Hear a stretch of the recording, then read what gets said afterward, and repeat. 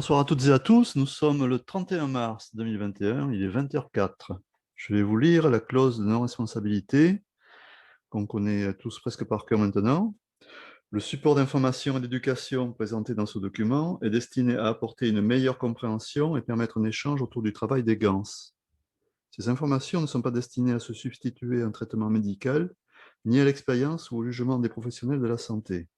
Pour les patients et les particuliers, ces informations ne doivent pas se substituer aux conseils ou recommandations des professionnels de la santé, thérapeutes ou autres praticiens. Pour les soins médicaux ou les préoccupations, y compris les décisions relatives aux médicaments et autres traitements, les lecteurs, spectateurs, auditeurs doivent toujours consulter leur médecin ou, dans les cas graves, demander l'aide immédiate des services d'urgence.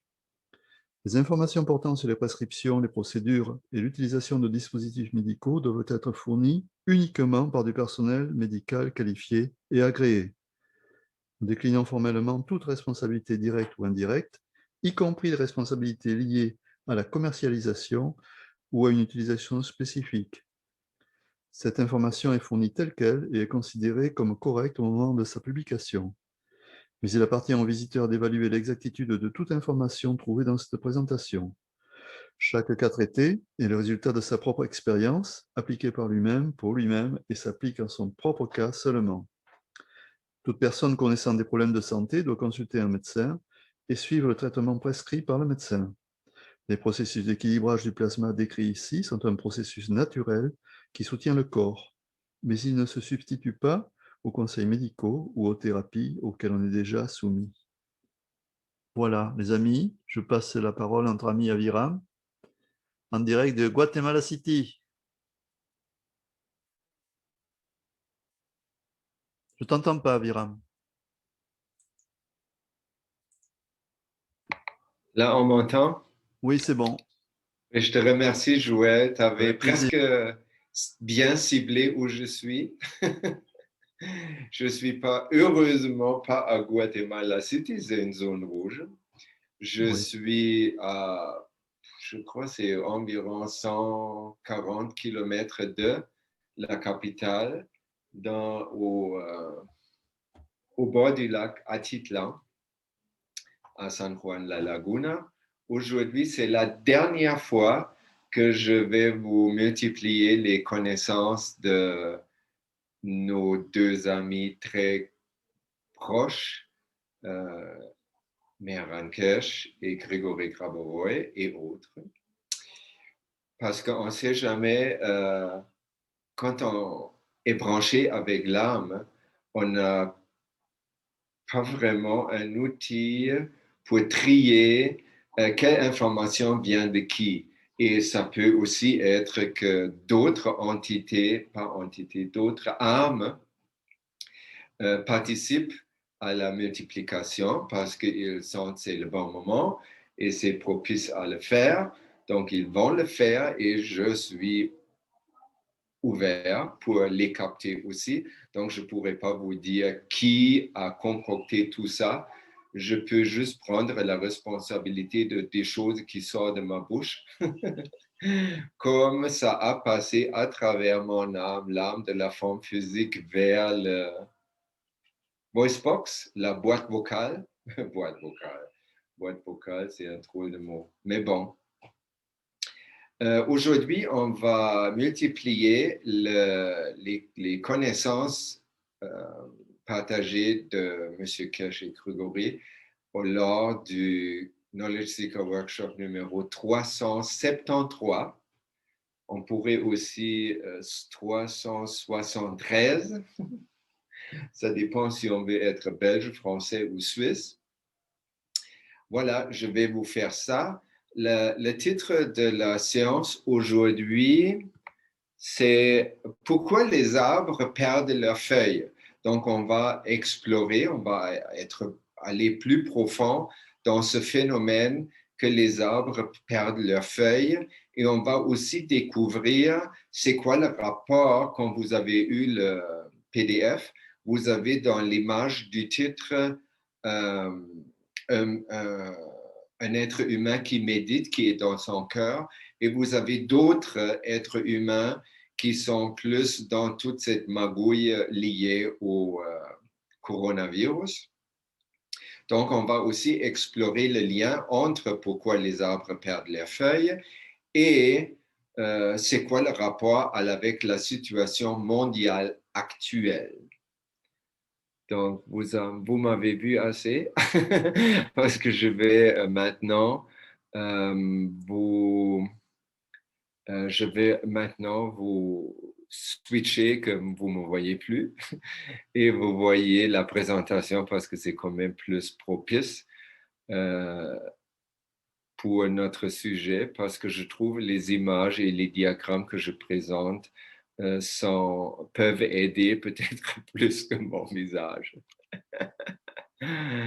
Alors, on va stopper la vidéo et on va faire ça comme ça.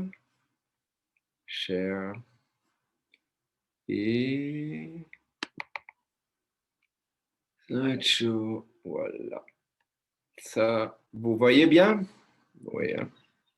Oui, c'est tout bon. Très bien, super. OK, cool. Donc, ça, j'ai déjà dit. Oh, ça? Non, ouais.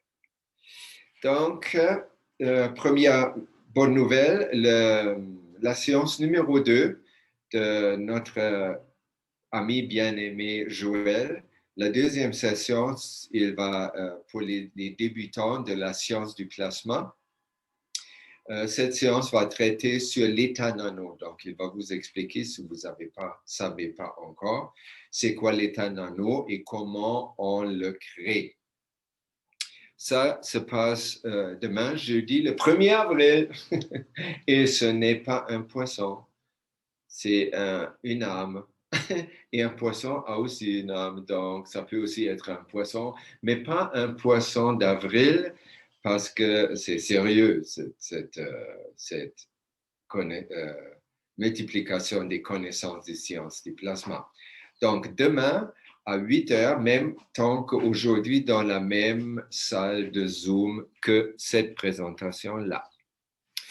Ensuite, je vous multiplie un message que Sylviane a lancé dans plusieurs sites, groupes Facebook, pour vous encourager de partager vos expériences avec le plasma, surtout par rapport au thème plus principal, on pourrait dire One Cup, One Life numéro 1, numéro 2, Cup of Earth, Cup of Soul, Coupe de l'âme, Coupe de la terre et Todo. Donc, vous avez sur le diapo, si vous downloadez après la présentation, c'est cliquable. Donc, vous avez une adresse kfssi.france@gmail.com où vous pouvez envoyer vos témoignages, soit écrits, mais de préférence avec une vidéo parce que vous courez la chance que vous apparaîtrez dans la nouvelle Keshe Foundation TV. Le dernier Knowledge Seeker Workshop, le 373, était live, diffusé depuis un studio à Linz. C'était encore un studio temporaire selon M. Keshe. Vous le voyez là, c'est le décor de cette séance-là. Et ça va, dans le futur très proche, ils sont en train de ériger un studio plus permanent qui va rester à Linz. Donc, pour le moment, les Knowledge Seeker Workshops, c'est diffusé à partir du studio à Linz. Les rédacteurs, la Fondation Keshe TV est en recherche d'éditeurs et rédacteurs pour la télévision. Donc, si vous sentez un appel, vous pouvez répondre à cet appel d'offre à l'adresse courriel générale de la Fondation Keshe qui est info@keshe.fondation. Monsieur Keshe, au début, a recommencé à parler de la nouvelle éducation.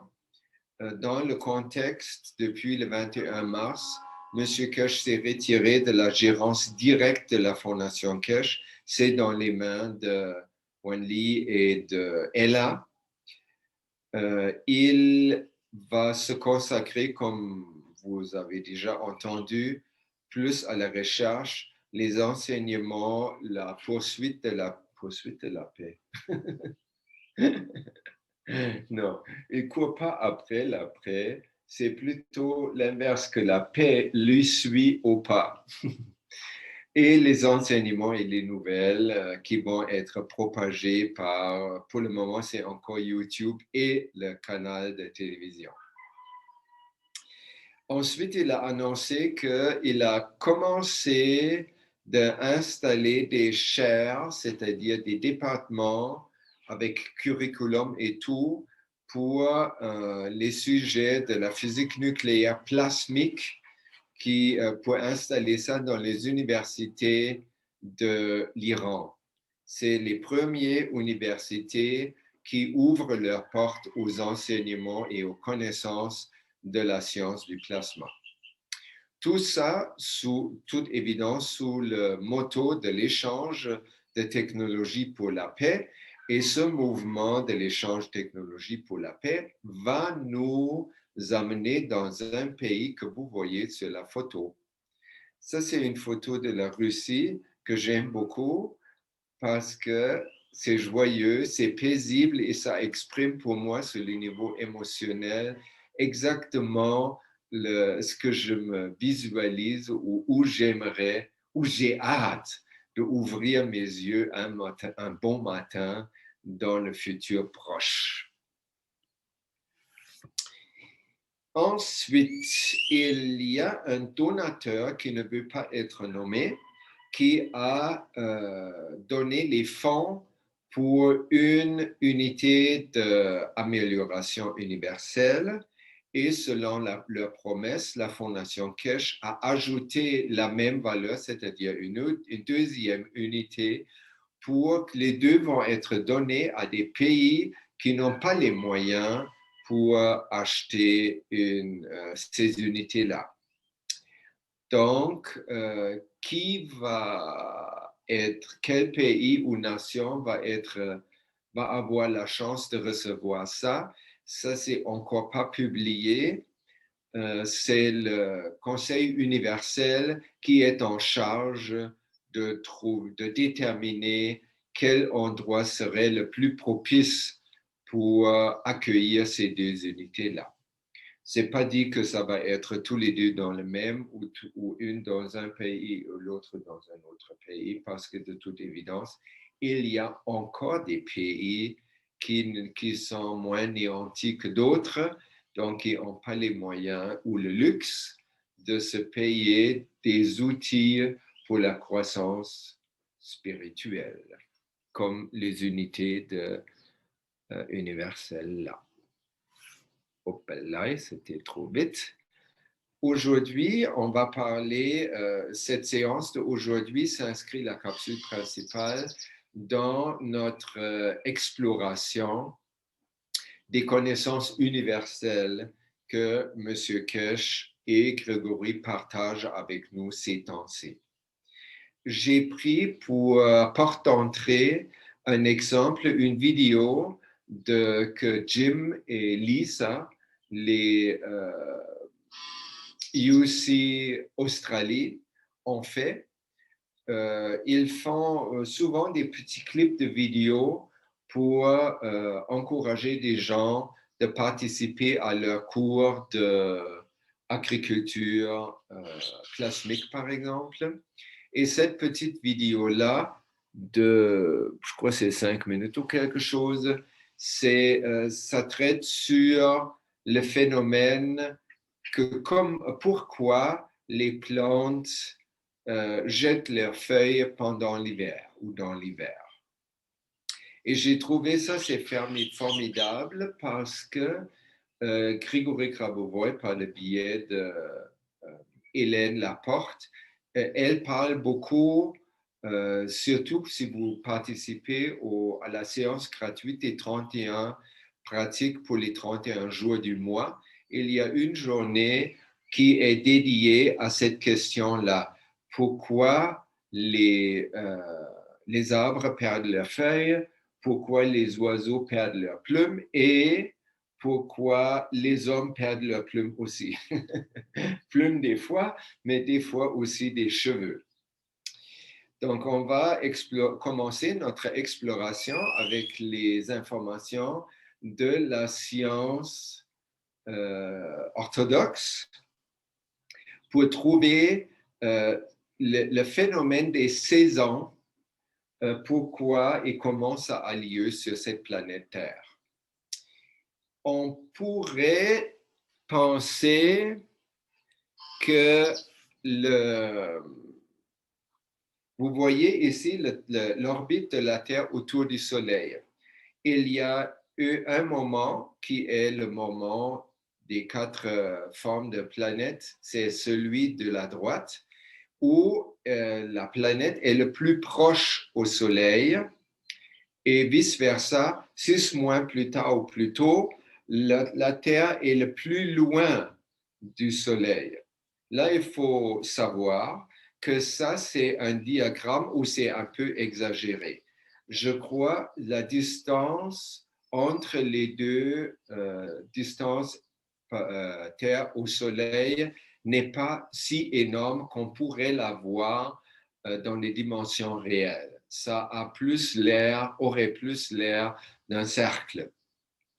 Si on penserait, OK, l'hiver arrive quand la Terre est le plus loin du Soleil et l'été est là quand elle est le plus proche du Soleil. Ce n'est pas vrai. Pourquoi? Parce qu'on peut aussi observer, maintenant, récemment, on avait l'hiver sur l'hémisphère nord de la planète, c'est-à-dire en Europe, au Canada, aux États-Unis et tout. Et on avait au même temps l'été sur l'hémisphère sud, comme par exemple en Afrique ou en Asie ou en Amérique du Sud. Donc, cette possible explication, elle ne tient pas parce que quand la Terre est le plus proche ou le plus loin, dans les deux cas, il y a un hiver et il y a un été sur la planète Terre par rapport à l'hémisphère, qu'elle soit nord ou sud. Vous voyez sur cette image, comme sur l'image précédente, que la Terre, l'axe de la Terre, elle est penchée. Et en fait, c'est ça qui qui est responsable comme explication. Parce que c'est un peu sur l'image à la droite, c'est un peu expliqué comme ça, avec les rayons du soleil vers la Terre. La personne qui a fait l'image, elle aurait pu faire les 3 flèches parallèles. Ça serait plus clair et c'est aussi plus réel parce que le soleil n'est pas tout de suite à côté de la Terre. Le soleil, elle est comme si on voit la Terre grand comme ça sur l'écran. Elle est sur l'écran de Joël à Bordeaux, ou presque. Mais qu'est-ce qui est important, c'est, vous voyez, il y a des rayons du soleil qui frappent la Terre droit, sans angle. Ça, c'est la flèche la plus courte. Si on prend la flèche la plus longue, elle est plus longue, c'est-à-dire les rayons en provenance du soleil qui frappent la Terre sont indirects. Et quand c'est indirect, dans cette situation-là, l'hémisphère sud sera en hiver et l'hémisphère nord sera en phase d'été. C'est bon pour le moment? OK. Alors, on a trouvé que les rayons du soleil pour l'été sont directs et pour l'hiver sont indirects dans un angle. Un angle qui est plus grand que 90 degrés. Quand on parle des rayons du soleil, naturellement, on parle de la lumière du soleil, c'est-à-dire les rayons UV. Mais il y a aussi, surtout quand on est scientifique du plasma comme nous tous, on pense aussi, c'est pas seulement on parle pas seulement des rayons UV, mais on parle aussi et surtout des rayons magnétiques gravitationnels du soleil. Et ces rayons-là vont aussi arriver d'une façon directe ou d'une façon indirecte, c'est-à-dire la force des rayons magnétiques, par exemple, en provenance du Soleil, qui frappent la Terre quand ça arrive direct dans la zone estivale. La force de champ magnétique est plus élevée que dans le côté hivernal où les rayons arrivent indirectement. Et cette différence de champ plasmique a des conséquences. Vous vous rappelez que tous les éléments qui se trouvent sur la Terre, dans l'atmosphère et aussi dans la croûte terrestre de la Terre et à l'intérieur de la Terre, tous ces éléments-là sont formés dans une forme plasmique dans les zones très élevées de l'atmosphère. Je présume c'est la zone au-delà de 500 km, c'est-à-dire au-delà de la zone thermosphère. Il y a comme la stratosphère, la ionosphère, la thermosphère et la exosphère. Donc, ça serait toute cette exosphère. Pourquoi? Parce qu'à ce moment-là, on a juste l'interaction des champs gravitationnels magnétiques de la Terre, du Soleil principalement, et des autres entités autour qui vont créer sur le niveau plasmique, c'est-à-dire sur le niveau fondamental, les éléments qui se trouvent par la suite sur la Terre. Dans ces éléments se trouvent naturellement les 4 éléments qui constituent les acides aminés. C'est le carbone, l'oxygène, l'hydrogène et l'azote. Surtout l'azote. L'azote est, comme on pourrait dire, l'élément de base des acides aminés. Donc, si ils sont créés dans la forme plasmique, ils sont invisibles, ils ont juste âme ou énergie ou lumière informationnelle. Et après, par la gravitation de la Terre, ils vont se rapprocher plus vers la surface de la Terre en rencontrant d'autres plasmas et en rencontrant les premiers dans la sphère thermosphère et plus bas, ils vont rencontrer aussi des éléments matérialisés déjà. Et toutes ces rencontres-là vont ralentir les rayons plasma qui étaient créés dans la exosphère. Et en se ralentissant, en interagissant plus souvent et plus intensément, ils vont se ralentir et à ce moment-là, on pourrait aussi parler, ils vont se condenser. Et à un moment donné, ils sont assez condensés pour devenir matière. Les gaz restent normalement dans la sphère atmosphérique de la Terre, c'est-à-dire par-dessus la surface de la Terre, tandis que à partir peut-être le méthane et autres gaz qui ne sont pas très représentés dans notre atmosphère. Et ces gaz-là, plus tous les éléments qui se trouvent à l'intérieur de la Terre, vont se matérialiser à l'endroit où plus tard les humains peuvent trouver les gisements. Donc, ça fonctionne comme ça.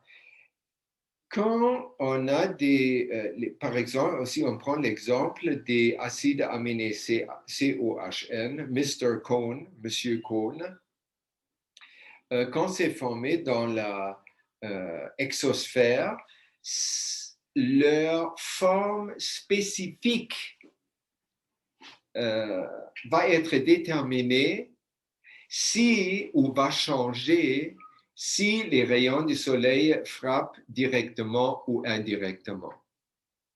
Et ça, c'est la raison qui est invoquée par Lisa et Jim, qui essayent de faire le mariage avec la science conventionnelle en ajoutant les connaissances de la science du plasma.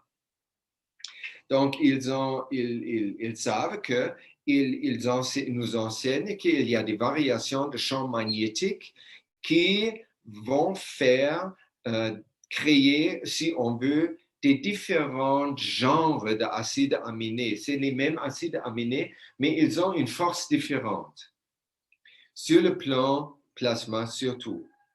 Et les plantes, comme on a déjà, c'était la dernière ou la avant-dernière multiplication, on a parlé que parce que nous ne nourrissons pas assez notre mère Terre, elle ne peut pas fournir l'énergie nécessaire pour nous nourrir et garder toute la vie sur la planète, pour maintenir toute la vie sur la planète. Vous vous rappelez? Sauf les plantes, ils ont trouvé par eux-mêmes, parce que leur âme est beaucoup plus proche à l'âme de la Terre, eux, ils ont trouvé par leur configuration qui est différente, on pourrait dire même opposée à la nôtre, les peuples horizontaux, ils ont trouvé leur façon directe d'utiliser les rayons cosmiques directement pour se nourrir.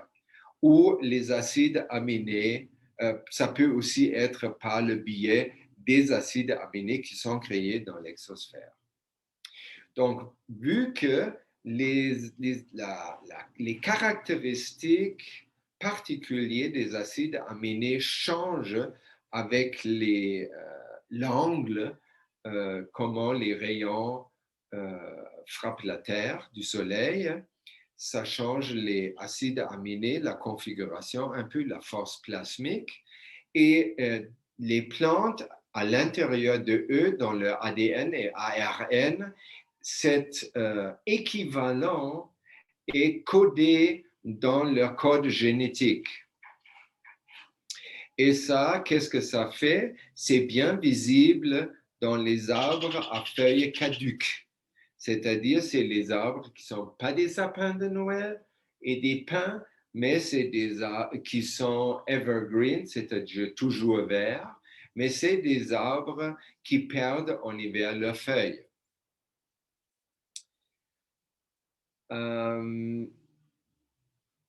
Et ça arrive même quand on se rapproche à l'équateur.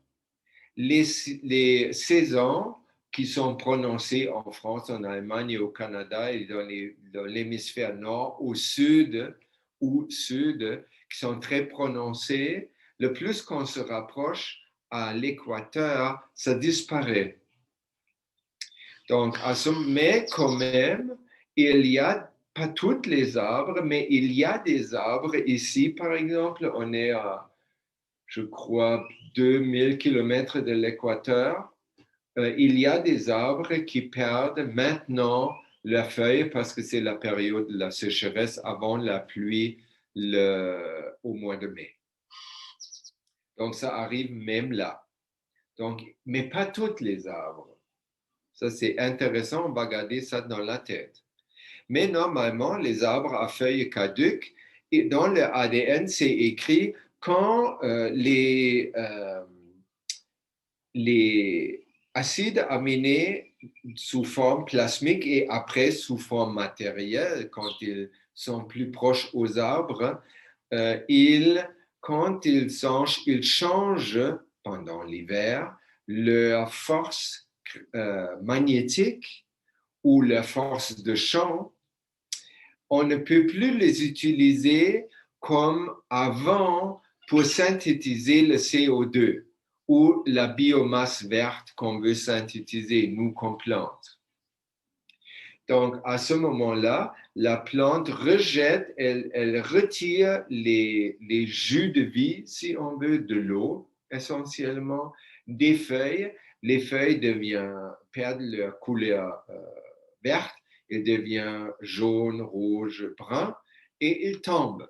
Donc, l'arbre, il sait, par son ADN déjà, pendant cette période, les acides aminés ont une force que je ne peux pas utiliser facilement, donc je vais comme hiberner.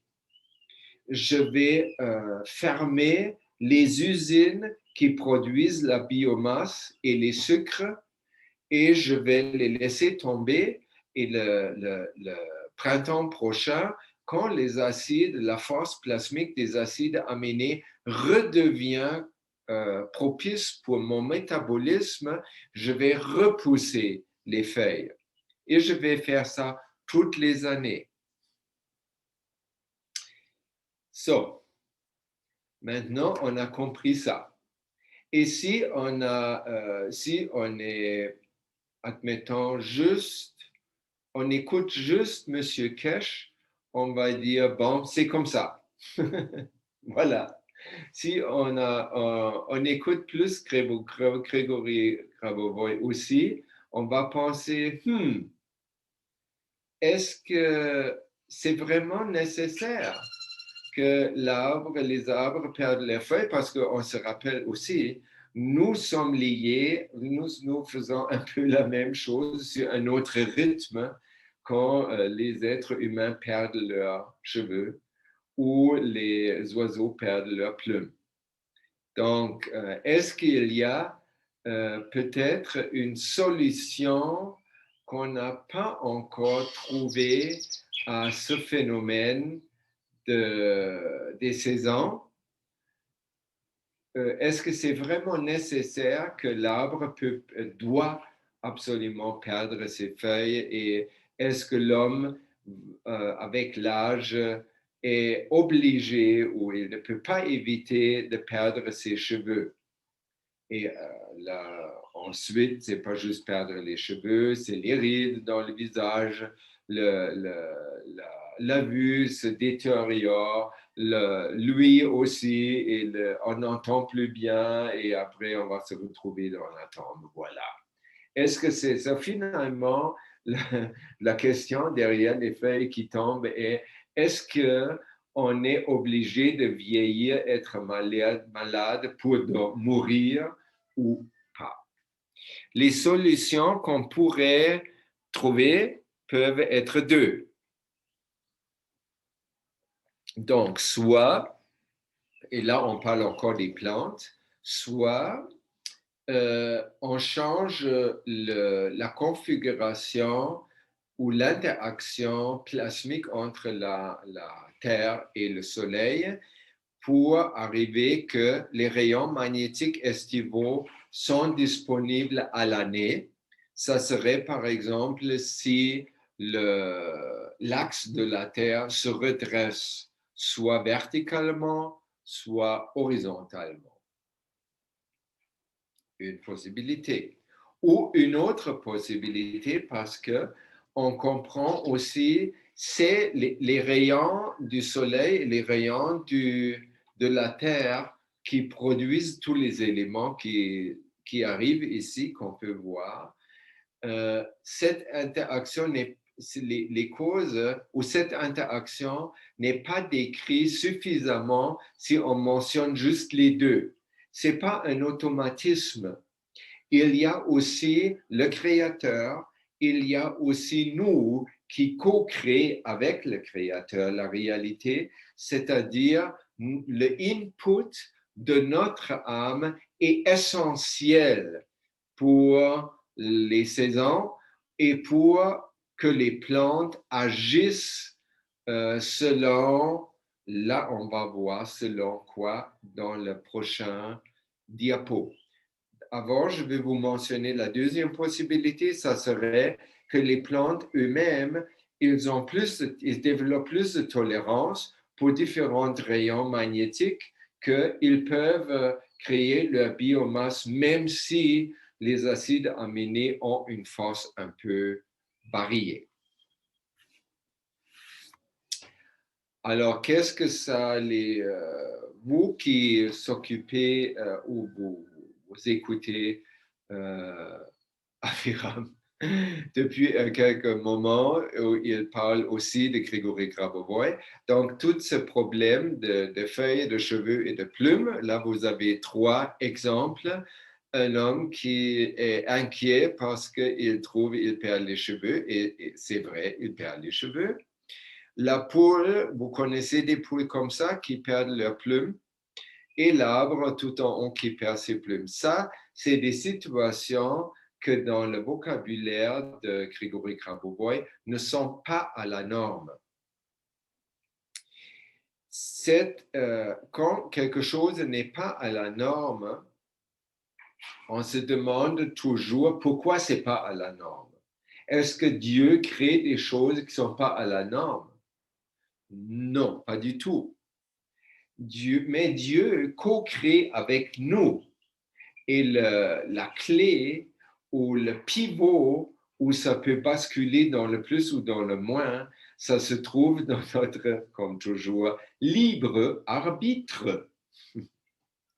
Si libre arbitre est plutôt, loge plutôt dans la partie non structurée de notre âme de la forme physique, il est soumis aux croyances collectives dont une est tous les êtres vivants naissent, puis ils vieillissent et finissent par mourir. Ça s'applique aux humains, aux animaux, aux arbres, aux insectes, aux bactéries et todo. Pense-en. Donc ça, c'est ces phénomènes, comme perdre cheveux, plumes et feuilles, c'est un phénomène qui est causé par notre libre arbitre qui suit les croyances collectives qui ne sont pas constructives comme celle-ci. Une situation à la norme, ça serait plutôt un arbre qui garde ses feuilles et a une évolution, si on veut, non cyclique, plus spiralée. C'est un peu la même, qu'est-ce que je veux dire avec ça? Peut-être vous avez déjà pensé que quand on dessine l'orbite de la Terre autour du Soleil, on dessine un cercle ou une ellipse. Ouais? Ça, on fait parce qu'on ne considère pas à ce moment-là que le Soleil bouge. On considère seulement ce qui n'est pas vrai, que le Soleil est statique et reste dans une place. Et comme ça, la Terre, elle fait plutôt un cercle. Si maintenant vous visualisez le Soleil avec la Terre qui fait ces cercles, le Soleil bouge de gauche vers la droite. À ce moment-là, si vous suivez la Terre, ça devient une spirale.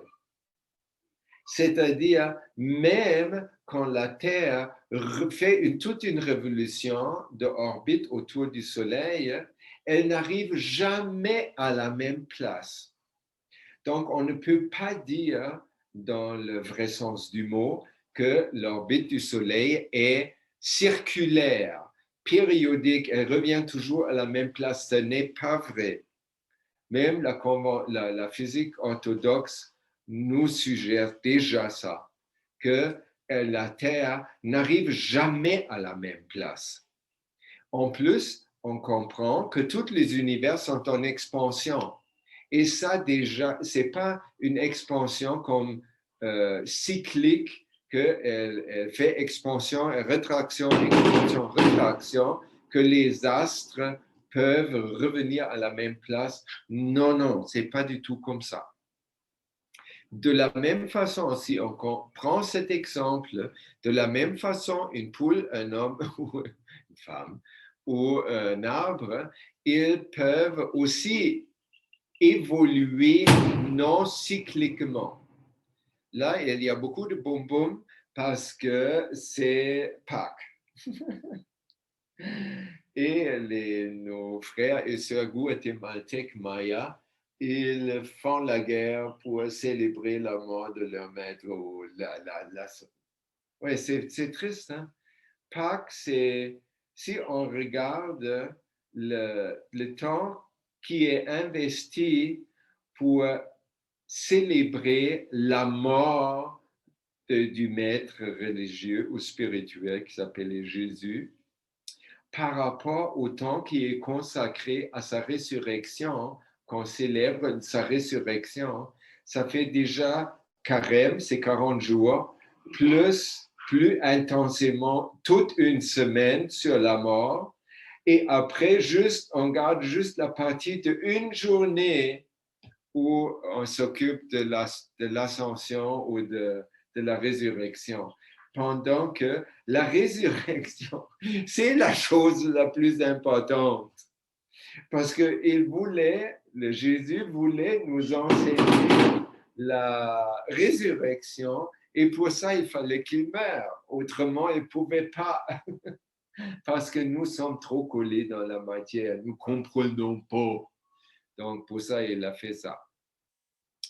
Alors, somme toute, le truc est que il y a si on voit le monde à la norme, et c'est ça le monde selon l'intention du Créateur. Ça, c'est le monde pur qui se crée purement si nous n'intervenons pas dans la création du Créateur avec nos croyances obsolètes. So far, so good. OK. Alors, qu'est-ce qui arrive? Ça, la chose importante, c'est toujours la même. Et on a les deux côtés de notre mental et de notre conscience. On a une partie, un côté qui est non structuré et on a un côté qui est structuré. Le parti non structuré va absorber beaucoup d'énergie du créateur, c'est-à-dire la création va être manquante parce qu'elle manque d'amour, elle manque d'esprit, elle manque d'énergie, de lumière. Tandis que tous où nous nous impliquons pas, ça va faire là, où nous nous impliquons pas, la lumière du Créateur passe tout droit, l'information, la lumière informationnelle passe tout droit et crée, et toutes les choses qui sont créées de ce côté-là seront toujours à la norme.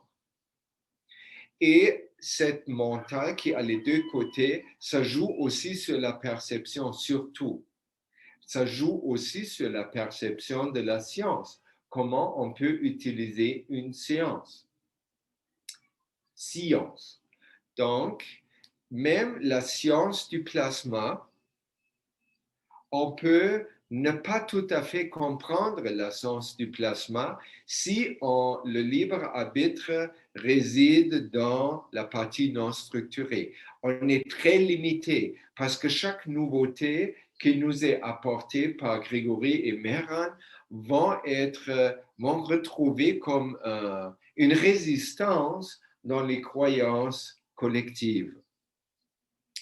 Et quand on est scientifique, quand on s'occupe de la science du plasma ou la science de Eden, on peut faire des gaffes parce qu'on n'est pas structuré et ça fait qu'on ne comprend pas quelques trucs et le manque de connaissances, on va justifier avec les outils agréés de la science, on va les justifier en fait nos préjugés.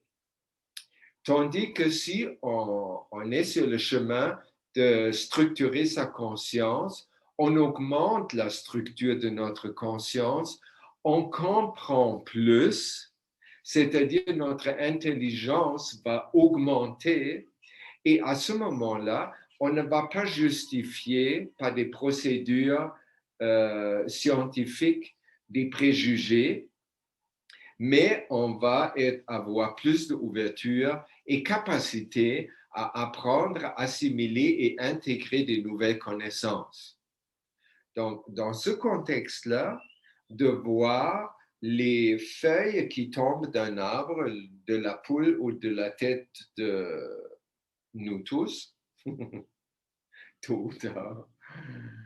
quand on n'est pas structuré, c'est la cause de ça c'est un manque de connaissance, semble-t-il. On pourrait dire, quand on regarde, l'homme regarde dans le miroir et dit, ah, non. Ou la poule, elle fait parce qu'elle est exaspérée, parce que tout son derrière a découvert parce qu'elle n'a plus de plumes là. Ou l'arbre, on ne va pas l'entendre, ça va toujours faire jusque toutes les feuilles sont tombées. Mais tous ces phénomènes-là, quand on les regarde avec un mental un peu structuré, on quasiment entend la voix du Créateur qui chuchote dans nos oreilles pour dire pourquoi l'arbre perd-il ses feuilles? Penses-tu c'est normal? Peux-tu imaginer plutôt un arbre qui continue à grandir sans jamais perdre une seule feuille? Tu peux imaginer ça? Peux-tu aussi imaginer que l'arbre, comme toi-même, soit toujours en bonne santé, vigoureux, fort et ne va pas vieillir? Quand tu peux imaginer ça? Quand tu peux imaginer ça, tu peux seulement l'imaginer quand tu peux ressentir la qualité d'éternité en nous et en tous les éléments de l'univers. Et là, on peut continuer. Souviens-toi alors que je t'ai donné l'imagination. Tu peux imaginer un arbre éternellement, se développer éternellement. Je t'ai donné l'imagination et l'intuition afin que tu puisses compléter notre co-création, toi et moi, commune, en partageant ton éternité que tu ressens en toi avec cet élément qui est l'arbre.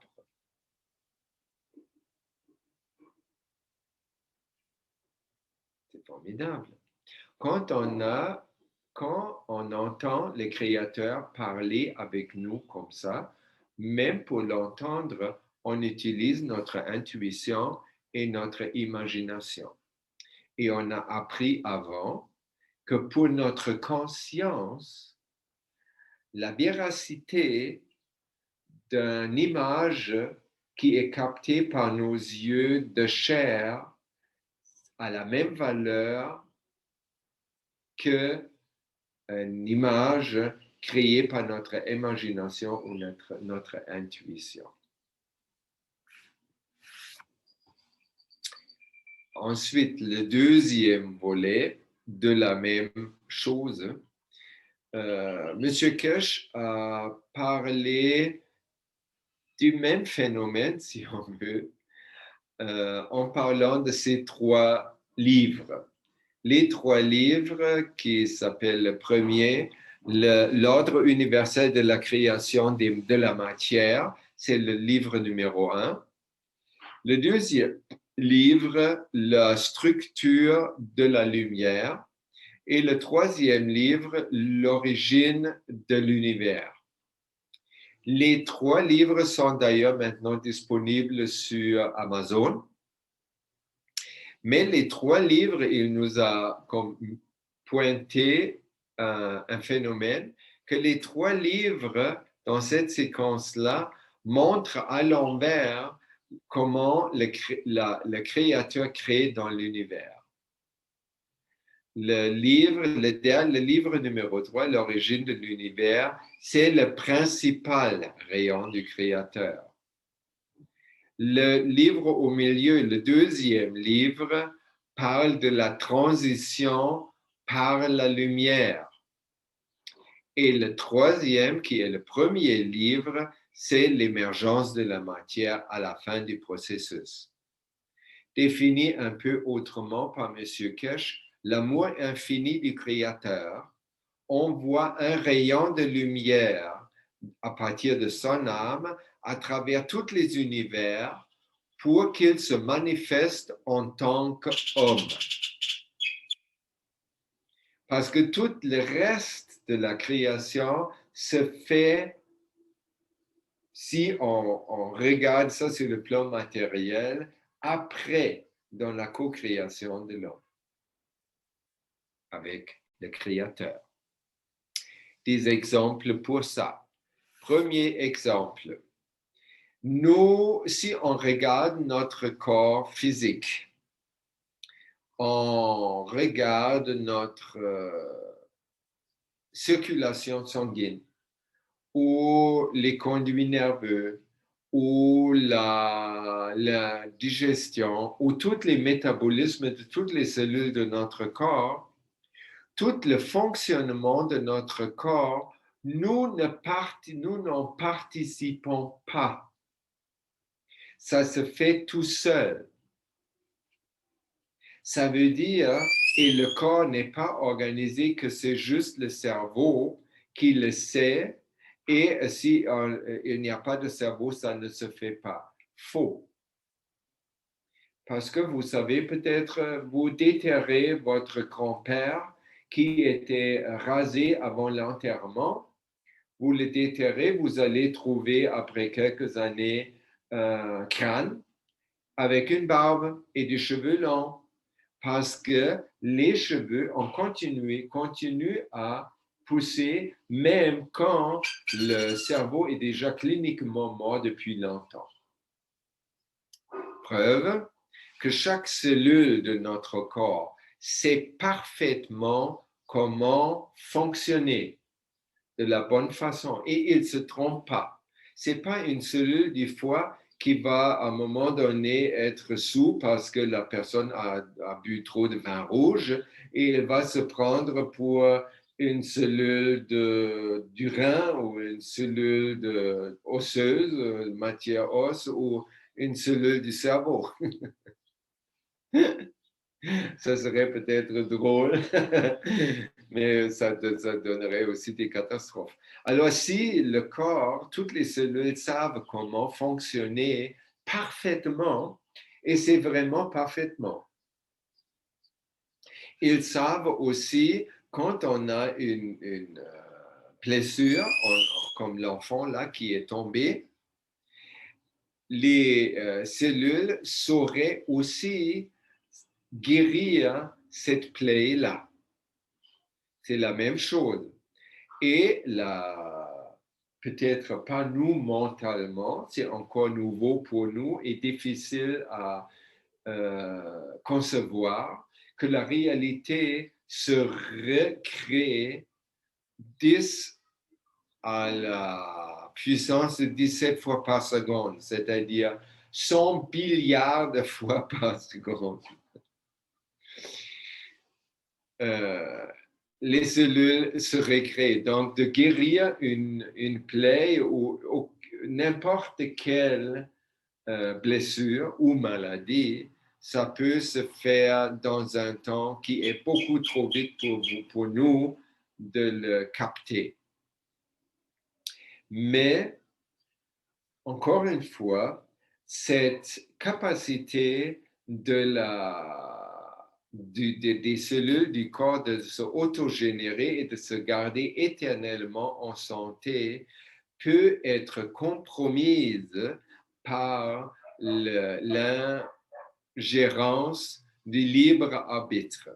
Le libre arbitre, quand il n'est pas à sa place, c'est-à-dire quand il n'est pas occupé à normaliser tout ce qu'il voit, mais il est subjugué aux croyances collectives, il ne peut que créer un corps qui est imparfait, c'est-à-dire malade ou qui a des accidents et qui va finalement mourir. Là, on va voir comment créons-nous notre réalité, c'est-à-dire c'est quoi les étapes et les composants nécessaires pour créer notre réalité. Il y a deux composants de la création de la réalité. Création de la réalité, ça veut dire pour le moment, qu'est-ce que je veux dire avec ça? C'est soit normaliser un événement, soit matérialiser un événement. C'est toujours la même chose. Ça, on a besoin de deux composants. Un qui est là toujours, c'est la loi d'attraction. Un autre qui est là toujours aussi, c'est notre attention. Le moment, tout le temps où on ne dort pas, où on n'est pas dans une narcose, notre attention est active. Elle peut être active inconsciemment ou consciemment. Elle peut être liée à notre conscience structurée ou elle peut être liée à notre conscience non structurée. On va voir ça. Si on fait un calcul de notre attention, admettons, on va dire, si on demande à n'importe quelle personne, même les personnes malades, est-ce que tu veux être en bonne santé? Tout le monde va dire oui. Quand on pose cette question et la personne dit oui, son attention dans ce moment-là est dirigée vers la santé. Dans tous les autres moments, l'attention est dirigée ailleurs. On va regarder ça pendant une journée, admettons. On peut négliger le temps où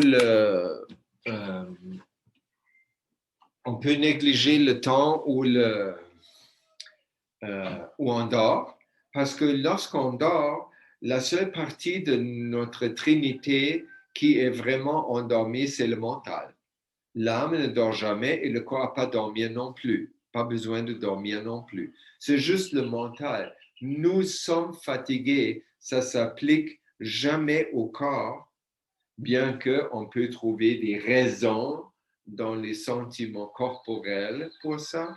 Mais généralement, dans l'état de sommeil, le mental dort, donc il n'y a pas de création de réalité. Donc, on va exclure ces 8 heures ou 10 heures ou 6 heures de sommeil dans notre calcul de la journée.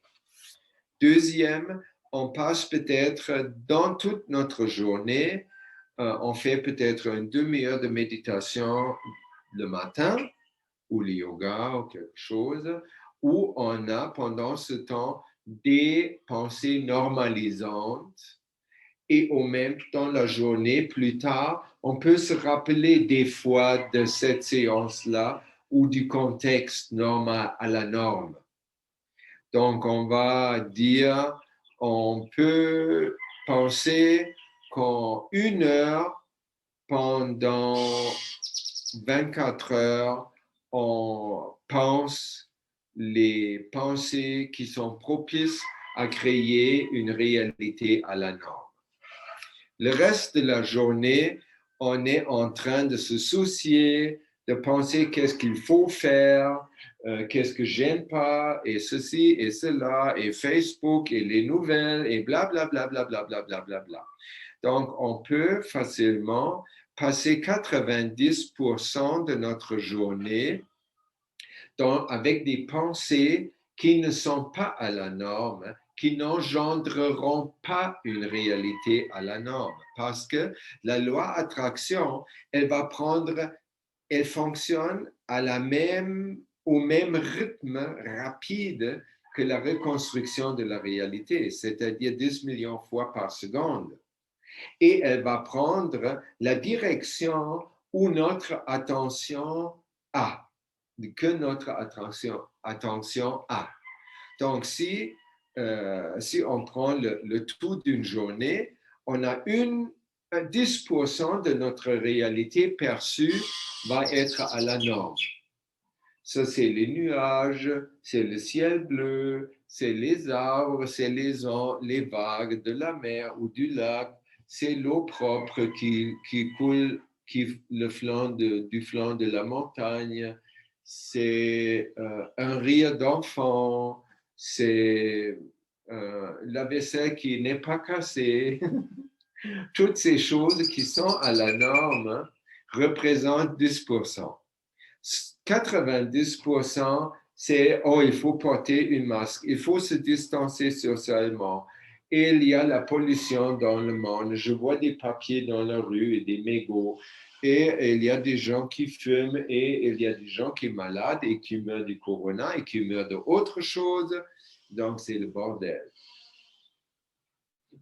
Et là, de toute évidence, ça, c'est très abstrait. C'est des chiffres très génériques, admettons.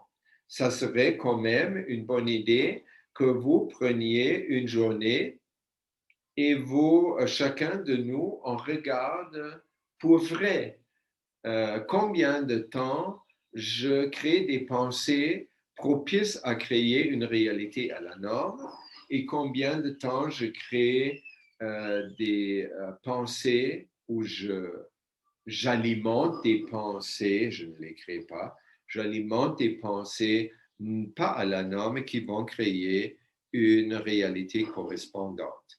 Dans le contexte, il faut aussi ne pas oublier la force de la chose.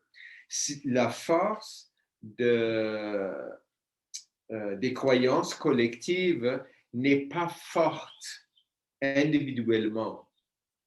C'est la masse qui fait la force, le grand nombre. Tandis que si vous méditez ou vous faites les pratiques de Grigoroi,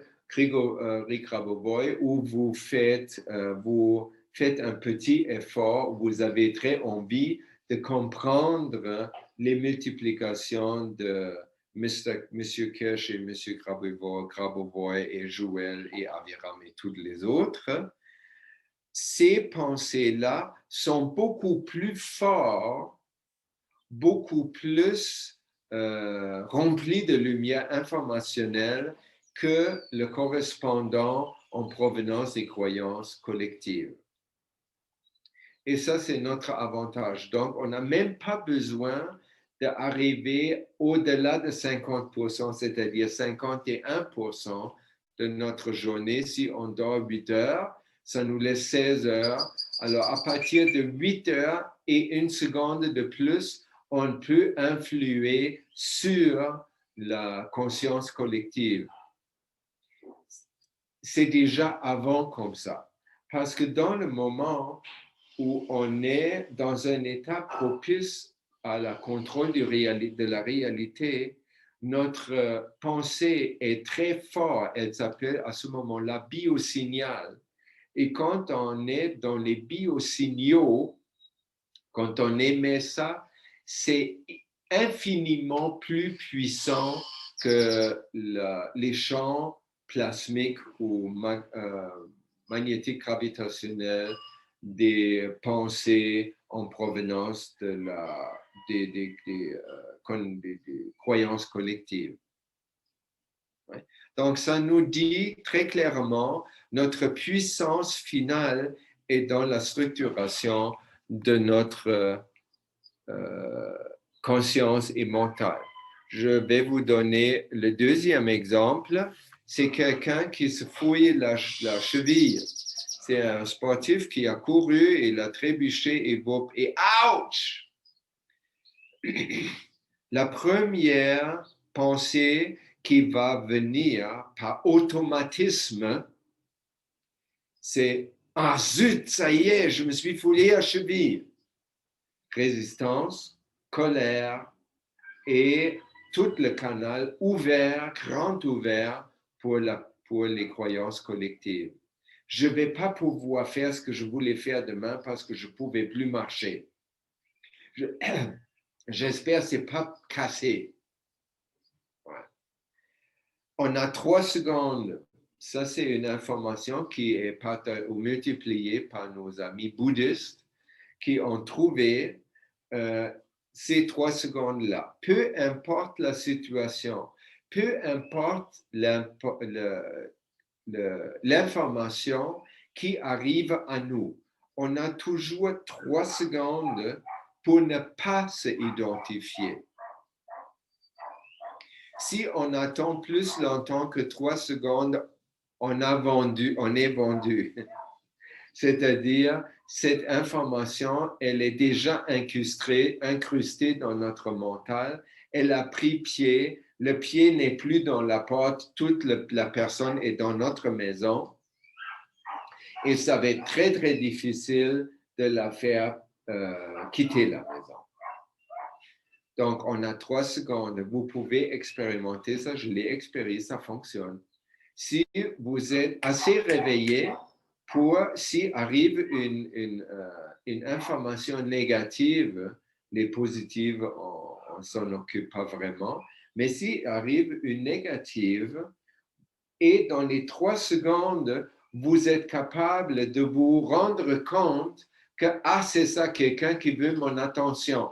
Je ne vais pas la donner.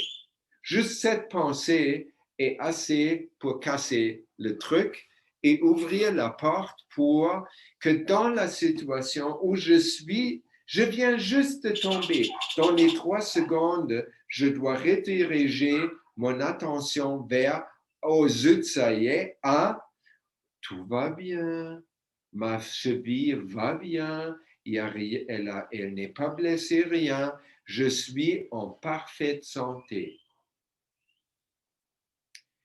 Et ça prend aussi, quand on le dit pas comme on dit aux zut, ça y est, on ne dit pas tout va bien, ma cheville va bien et je ne vais pas être malade et je suis en bonne santé, tabernacle.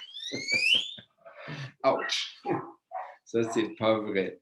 Ça fonctionne seulement, de toute évidence, si au même temps, on est capable de switcher d'une conscience de tous les jours dans cet état d'esprit qui est propice à contrôler la réalité. C'est-à-dire, je suis dans une détente active. C'est-à-dire, je tombe, je me vois sur le plancher, j'ai dans les 3 secondes, la première chose que je fais, je respire. Je respire et quand j'expire, je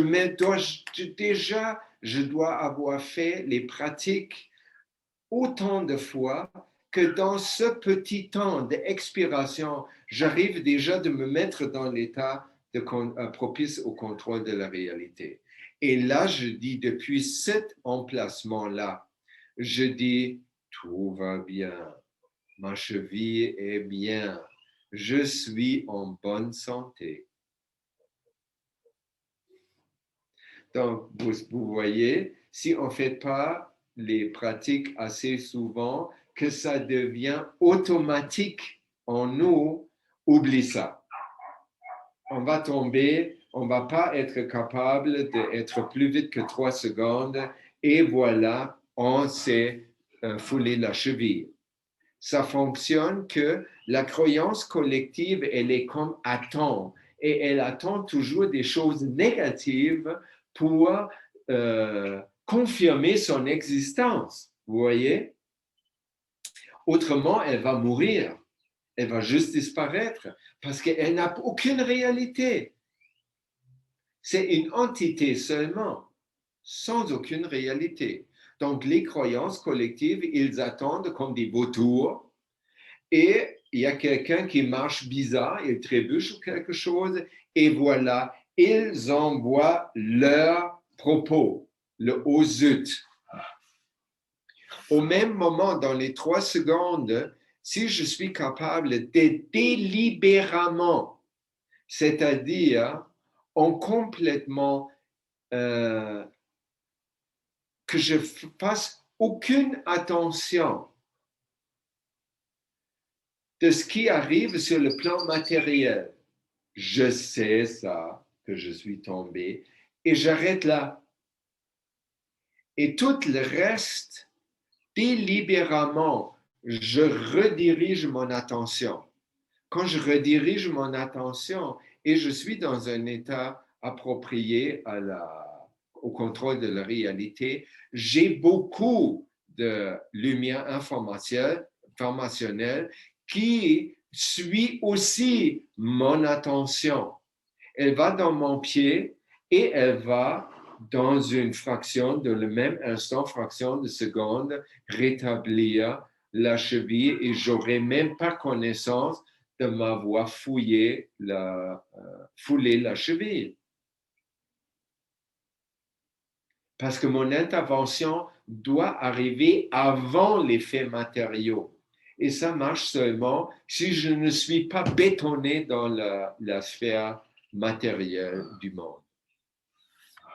Donc, à ce moment-là, et j'ai dit rediriger la lumière informationnelle qui augmente beaucoup quand je suis dans un état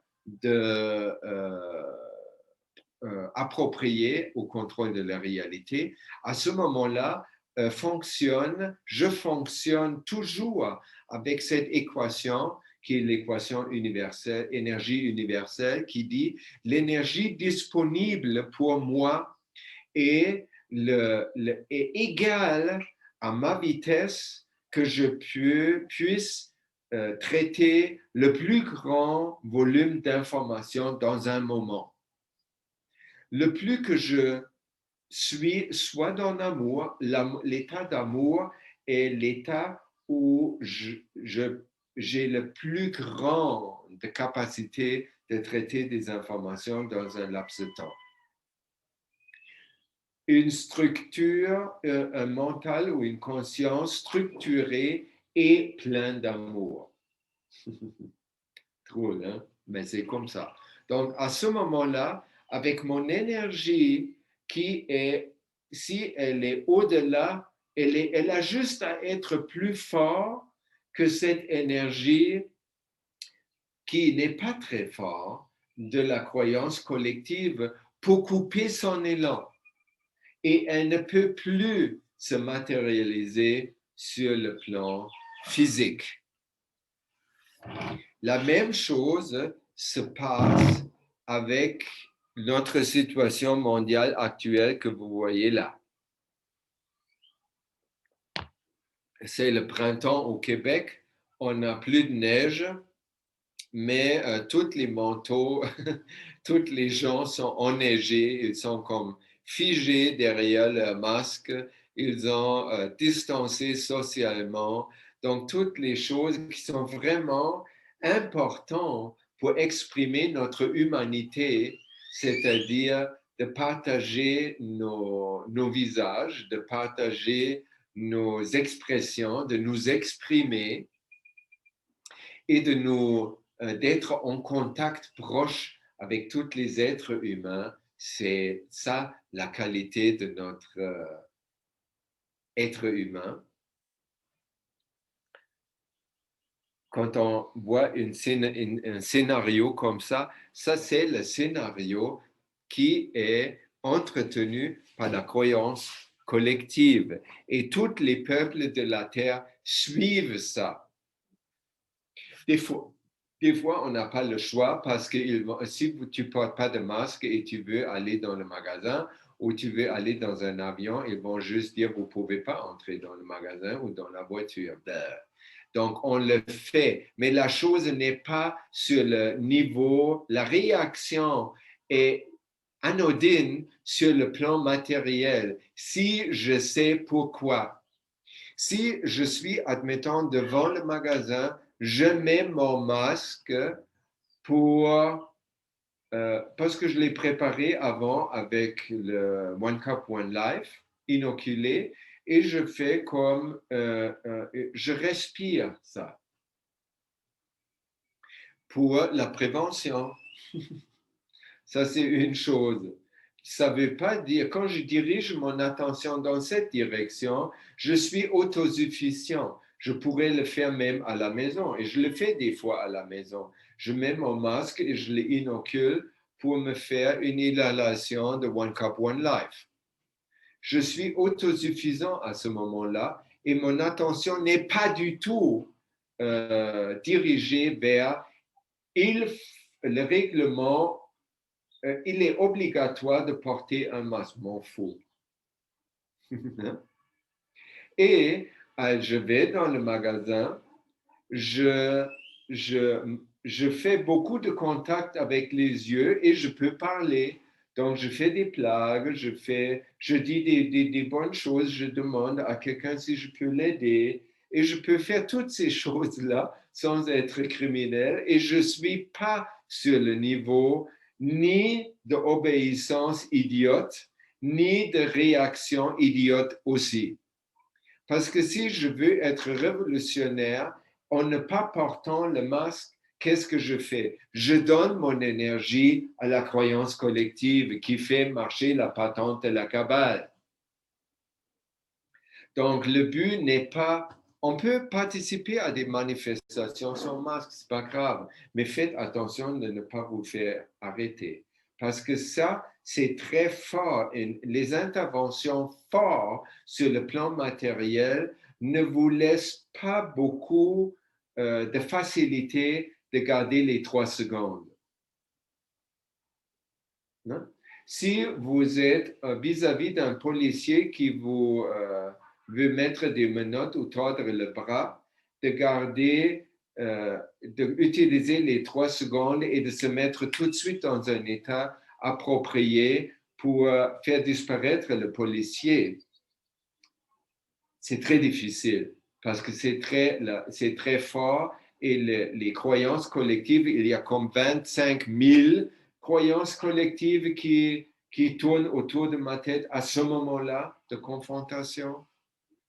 Donc, l'important, c'est les pratiques. L'important, ne c'est pas qu'est-ce que je fais sur le plan matériel. C'est important de comprendre ça parce qu'on peut, si on l'a compris, on peut mettre son énergie et son attention à la bonne place et ça va nous libérer de la Kabbale plus rapidement.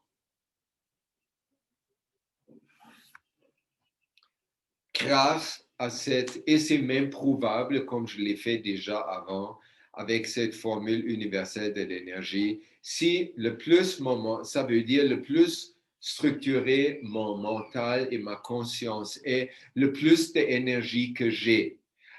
Est-ce que vous croyez quand le créateur participe à une manifestation, il peut être arrêté par la police? Est-ce que vous pensez Dieu peut être vacciné? Est-ce que vous pensez Dieu peut être subir une preuve ou peut avoir la nécessité d'une preuve, d'un test PCR? Non, il va fabriquer son papier. Ça va être dans sa main tout à coup quand la personne au check-in dit votre test, votre résultat de test, s'il vous plaît, et pouf, c'est à ce moment-là que ça se matérialise dans la main de Dieu et le donne. Pourquoi il fait ça comme ça? Parce qu'il veut faire plaisir à la pauvre femme de l'autre côté qui fait juste ce job. Hein? Et il est très détendu, il a tous les papiers parfaitement et il comprend qu'est-ce qu'elle veut tout de suite et il la regarde avec un regard amoureux. Elle fait la journée pour la femme. C'est ça sa job. Et ça peut être notre job aussi. Et quand on fait notre job, on n'a pas besoin de s'occuper sur le plan matériel de la Kabbale et de confinement et de distancement et tout ces tralalala. Là, on peut, pour arrondir la session de multiplication, on peut aussi regarder, maintenant on a regardé comment nous créons la réalité ou comment nous normalisons la réalité. Puis aussi regarder comment les créateurs normalise-t-il la réalité? Tout d'abord, il n'a pas besoin de normaliser la réalité parce que tout ce qu'il crée est à la norme si nous n'intervenons pas. Est-ce que lui, il peut voir notre intervention? Je crois plutôt non. Ça, c'est juste visible à nos yeux foqués. Si nos yeux sont à la norme, on ne peut pas le voir non plus, nous. Comme exemple, Jésus qui était un hybride matériel entre nous, physique, et le Créateur qu'il appelait Père. Alors, cette forme hybride, il était assez structuré, même à 33 ans, qu'il pouvait réveiller un mort ou guérir un malade parce qu'il n'a justement pas vu la mort ni la maladie. Il n'a pas vu ça. Au lieu de voir la maladie et la mort, il a aimé la personne. Es todo. That's it. C'est tout. Il n'y a pas plus. Et là, si on voit que le Créateur fait comme ça, on peut dire, nous, parce que nous sommes créés par le Créateur à son image, nous sommes donc des cellules dans le corps du Créateur. On a appris avant que les cellules peuvent fonctionner autonomement à la perfection, ils peuvent aussi se guérir à la perfection et ils peuvent aussi éviter des catastrophes à la perfection. Donc ça va quand la pré-pensée de Dieu passe à travers notre âme et prend le véhicule de l'amour pour sortir de notre système si on veut. À ce moment-là, ça dépend de nous encore. Toujours la même histoire, structurée, non structurée. Et là, je vous rappelle l'histoire amérindienne où le petit gars a demandé à son grand-père pourquoi il a une vie heureuse, pourquoi il sourit tout le temps, pourquoi il n'est jamais fâché, tout ça. Et là, le grand-père lui explique l'existence des deux loups. On a deux loups en nous. On a un loup qui vit dans sa cage des croyances collectives, qui est noir et qui est méchant et qui est prêt à sauter et mordre tout le temps. Et on a l'autre loup qui est plutôt un loulours, qui est tout blanc, qui sourit. Vous voyez comment il sourit? Et il est évidemment, il vit dans aucune cage, il vit dans son milieu naturel, dans la toundra de la Sibérie. Donc lui, il va, ses expressions sont des expressions de la conscience divine, tandis que l'autre, il va juste mordre et gueuler et faire des choses qui correspondent aux croyances collectives, se défendre, retalier et autres. Hein? Alors là, M. Kirsch, à la fin de la session, il nous a gâtés avec une superbe citation qui résume très bien le contexte. Nous sommes, en tant qu'humanité, nous sommes à la fin d'une ère de l'humanité, qui est aussi un nouveau départ. C'est le chiffre 9, qui est la fermeture d'un cycle et déjà l'ouverture d'un autre cycle, parce qu'il n'y a pas de cycle, parce qu'il y a juste des spirales. Hein? L'humanité sort de la dimension de la matérialité et de l'angoisse existentielle permanente pour entrer dans la dimension de l'immortalité et de la compréhension de la création du Créateur. Ça, j'aime ça quand il dit ça. The creation of the Creator. La création du Créateur. Au niveau individuel, nous devons nous poser la question à ce moment-là parce que c'est nous qui font le pas évolutionnaire. Est-ce que dois-je m'accrocher à tout ce que je possède sur le plan matériel parce que j'ai toujours peur du manque?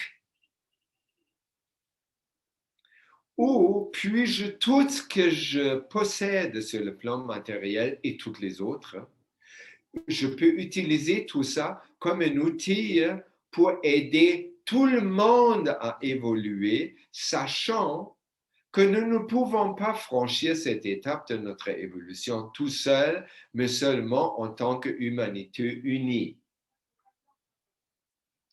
Et l'autre question liée à ça est-ce que l'homme sera-t-il assez gentil avec lui-même pour faire ce pas. In English, kind. Il a fait comme un poème quand il était encore avec Carolina. Il a fait un poème, Is mankind enough? And the kindness of men and all this, bla bla bla bla bla. Et ça fait référence à ça. Est-ce que l'homme va être, en ce moment, est-ce qu'on peut, nous, chacun de nous, est-ce qu'on peut être assez gentil avec nous-mêmes même pour nourrir le loup blanc qui propage la conscience divine et ainsi faire le pas tout naturellement, sans aucun effort. C'est sans aucun effort parce que qu'est-ce qu'on fait?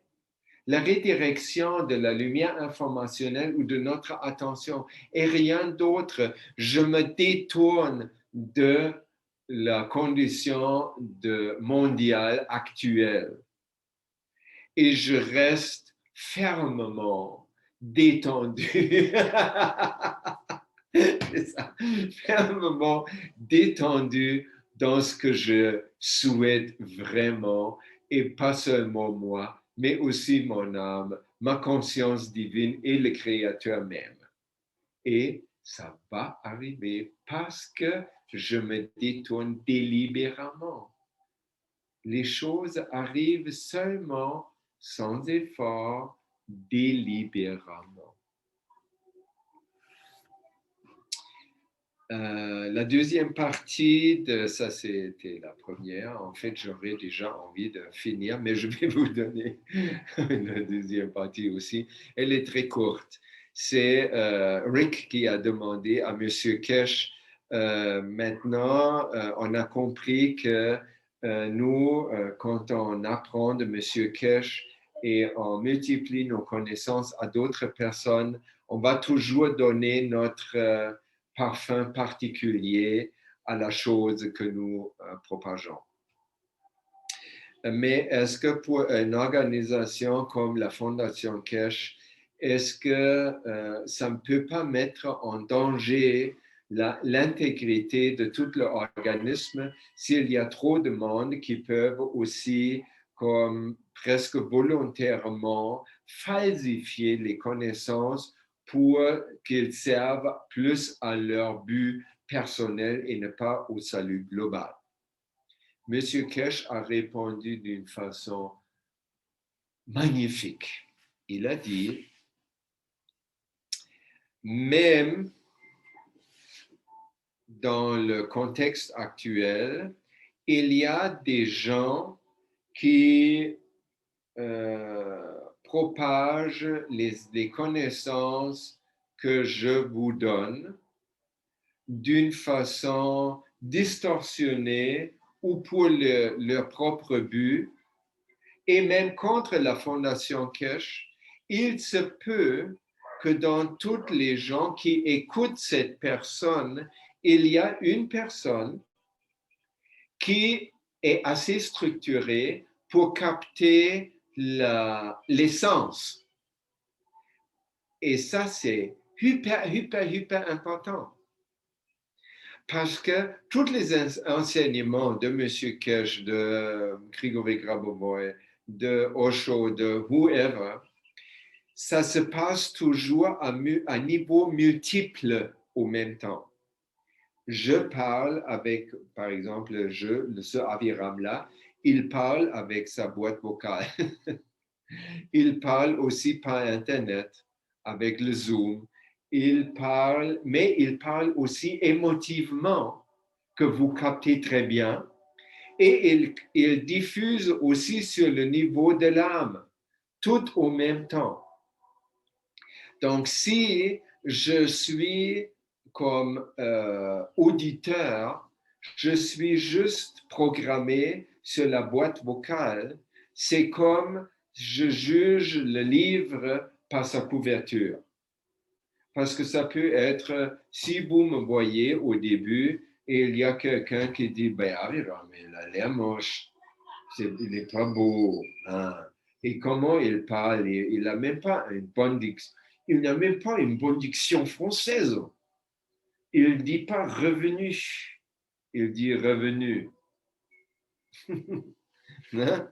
Vous comprenez? Donc, si on juge le Aviram par son apparence ou par la façon qu'il parle ou parce que, mais il est juste drôle, pas ça, je me bloque au même moment des autres niveaux où plus d'informations, en fait, la majorité, la partie majeure de l'information passe. Ouais. Et de regarder vraiment, d'avoir une ouverture pour les autres niveaux qui sont au-delà de la boîte vocale. C'est de plus en plus important, surtout dans la situation mondiale actuelle, parce que les gouvernements veulent qu'on obéisse seulement la croyance collective. Et comme j'ai dit avant, la bataille contre la conscience collective n'est pas une bataille. C'est juste tourner la tête et l'attention de la situation actuelle mondiale vers le paradis. Parce que nous désirons fortement de demeurer dorénavant dans un paradis. C'est beau. Donc, mes amis, la deuxième partie était très, très courte. Oh, j'ai oublié de dire pour la deuxième partie Osho, parce que Osho, il a dit la même chose. Il a dit, les gourous, ils valent rien en soi. Un gourou se fait valider comme un bon gourou ou un faux gourou par les disciples. Si nous sommes des disciples qui sont authentiques et qui cherchent la vérité et les vraies connaissances, à ce moment-là, on va comme bénir notre maître par notre comportement. Tandis que si je suis un disciple louche, je vais maudire ou je vais dégrader ou je vais rendre mon maître faux. Donc, si un maître est faux ou pas, c'est la vie du disciple qui va déterminer ça. C'est-à-dire nous, personnellement, comment nous traitons ce que nous apprenons et comment nous les assimilons et intégrons ça, comment nous changeons, en autres mots, à l'intérieur, va dire que les bonnes connaissances étaient assimilées et le maître est bon. Et le maître, il peut être qu'est-ce qu'il voudrait. Ça ne dépend pas, la véracité d'un maître ne dépend pas du maître, mais de nous. Voilà. Là, j'ai tout dit. Donc, je vous remercie de votre amour témoigné, de votre attention, de l'écoute de la boîte vocale, mais surtout les émotions et le niveau de l'âme où il n'y a même pas de mots. Donc maintenant, si vous voulez utiliser votre boîte vocale, je vous laisse le microphone pour les commentaires et les questions. Merci beaucoup. Merci Aviram. Merci Aviram. Merci beaucoup. Aviram. Tu as une belle boîte vocale, Aviram. Merci Aviram. Merci. Superbe. Merci beaucoup. Bon, les 3 secondes, ça fait court quand même. Hein. Oui, mais c'est 3 secondes, si tu as un côté les 3 secondes, ça c'est ton matériel. Quand tu veux, par exemple, tu fais un exercice, je veux penser à un singe ou un arbre pendant 3 secondes, ça peut être très long. Oui. De l'autre côté, le taux de rafraîchissement de notre réalité, c'est 100 milliards fois par seconde, c'est très rapide. C'est impossible pour nous aussi. Ouais. Donc, c'est juste, le plus qu'on structurise, le plus large devient 3 secondes. Oui, tu as raison. Pas de souci. Je vais vraiment y réfléchir maintenant à ça. C'est Mhm. très bien. Mhm. Et c'est pour ça que les gens qui pensent négatif doivent Ben ouais, corriger très rapidement, hein, sinon ouais. on les attire vers eux. Hein. Oui. Oui, c'est ce qu'a dit Aviram tout à l'heure, hein, c'est vraiment ça, quoi. Hein. Et le problème, c'est qu'il y en a beaucoup qui sont négatifs en plus. Hein. Mm. Mais on va y arriver. Oui, hasta la victoria siempre. Ouais, c'est sûr, c'est sûr. Moi, j'arrive à faire plein de choses en faisant comme ça. Mhm. Mais j'ai jamais essayé avec le gouvernement, voilà. Mais avec beaucoup Ouais. de choses, c'est fait et ça fonctionne très bien. Mhm. Ouais, mais sûrement, hein, ça c'est sûr. Hein. Bon, écoute, c'est. Bon, Kesh, Monsieur Kesh, il se prend pas pour un gourou déjà. Je pense Ouais, pas. ça c'est Aviram qui dit ça. Ouais, ouais. Non, non, mais c'est bien de le dire parce que il y en a qui le prennent pour un gourou hein, en plus. Oui, Ouais, mais ça va. ça parle de eux. Ça Oui, parle voilà, mais pas j'ai de bien lui. compris, j'ai bien compris. Ouais. C'est super bien. C'est vraiment amené finement et c'est super. Bravo. Merci, mon ami. Ah ben si, c'est sûr, c'est génial. T'as un talent, t'es doué quand même pour faire passer les messages. C'est bien.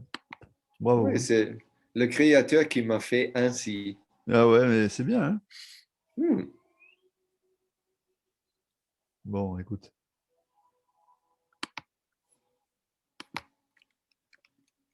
Je me suis aperçu que tu aimais bien les formules. Tu as vu, je t'ai envoyé quelque chose par rapport à Grégory Grabovoy. Je sais que il y a beaucoup de gens en France qui utilisent maintenant la formule que tu as habillée dans le plasma laurentide Oui, à ça me propos fait de. plaisir Ouais, ouais, d'entendre ils ça. étaient tous contents, vraiment, vraiment. Cool. Écoute, merci beaucoup, Avira, pour tout. Mhm. Est-ce que vous avez des commentaires? C'était aussi pour toi, Joël, de te remercier pour la conférence de la semaine passée parce que les cours, c'était vraiment pas mal. Hein. Mais je te remercie et on Ouais. remet ça demain soir. Hein. Oui, oui, je sais, ça va. Ok. Tout est prêt, pas de problème. Ouais. Mais je crois qu'on fait Aviram, c'est un bon complément à ce que dit Aviram, parce qu'à chaque fois, il y a des ponts. Moi, je les vois bien, c'est des ponts intéressants. Et pourtant, on ne se consulte pas. Hein. Oh, Non, si, non. on se consulte. Non, non, mais si, si, oui, mais dans disons, dans l'état énergétique bas, quoi. On ne se consulte pas. Dans le haut, oui, tout le C'est temps. ça. Mhm. C'est ça qui est bien.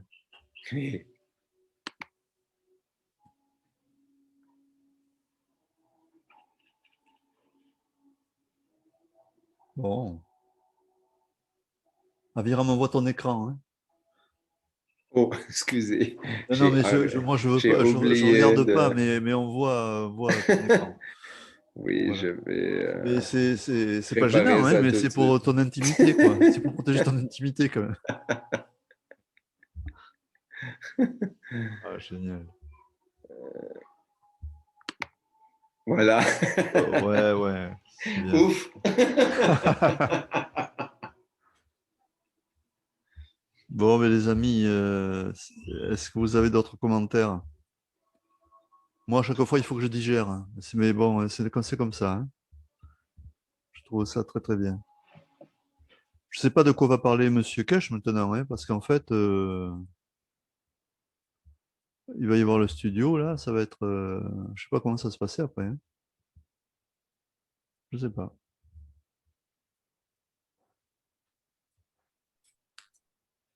C'est magnifique, Aviram. C'est bien.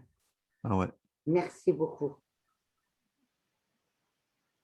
Oui, bonjour. Est-ce que la télévision a fonctionné déjà une fois? À ma connaissance, non, mais bon, je sais pas trop. J'ai pas trop regardé, moi, ça. Hein. T'as regardé Aviram un peu? Non, pour moi, c'est les Knowledge Seeker Workshop, c'est à 2 heures le matin et j'ai pas envie de me lever pour ça. Ouais, ouais. Ouais. Eh oui, oui. Et après, j'ai regardé à un moment donné pour revisionner le live, l'enregistrement, et il n'était pas encore là. Ah oui. La télévision, il y a eu il y a 2 semaines, le samedi et le dimanche, il y a eu la cérémonie d'ouverture. Oui. Et, il y a eu semaine le 25, ou la semaine dernière, il y a eu le KSW. Puis apparemment, oui, donc de façon régulière, il y a déjà des choses. Oui. Hmm. D'accord. On peut voir ça? Je ne sais pas si, c'est enregistré, mais je ne sais pas comment on les récupère si éventuellement ils sont. Ah oui, tu as vu le direct, toi, alors, c'est ça? Ouais, exactement, ouais. D'accord. Et sinon, Ouais, moi, je... il y a des façons de l'enregistrer et en direct aussi. D'accord. Pas offert par la chaîne, il faut le faire sur son ordinateur à soi. Et de toute façon, ça doit certainement être enregistré par la fondation. De toute manière. Ouais, je sais pas trop comment ça marche encore, là. Bon.